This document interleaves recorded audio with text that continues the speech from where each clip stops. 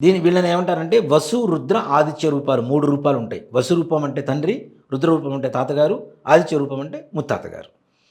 మా నాన్నగారు ముత్తాతగారు వెళ్ళిపోయారు కదా, ఇప్పుడు మా నాన్నగారు వసు రూపంలోకి వస్తారు, మా తాతగారు రుద్ర రూపంలోకి వస్తారు, మా ముత్తాతగారేమో ఆదిత్య రూపంలోకి వస్తారు.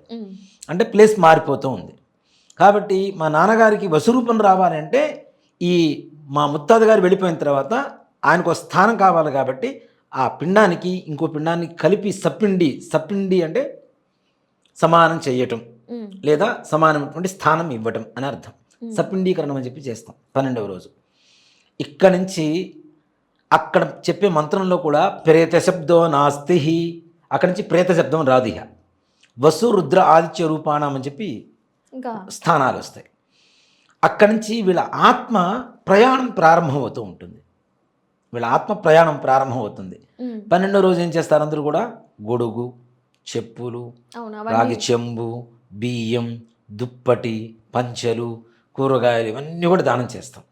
అవునా? ఇవన్నీ దేనికి? ఈ ఆత్మ 12వ రోజు నుంచి ప్రారంభమయ్యి ప్రయాణమయ్యి వాళ్ళు చేసుకునేటువంటి స్వర్గమా నరకమా చేసుకునేటువంటి పాపపుణ్యాల ఫలితం వల్ల ఒక స్థానానికి ప్రయాణం చేస్తూ ఉంటారు.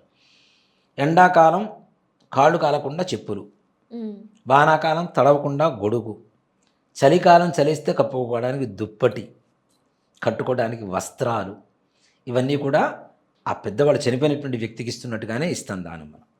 మనం వాళ్ళ పేరుతోనే ఇస్తాం ఇక్కడ దానం కూడా.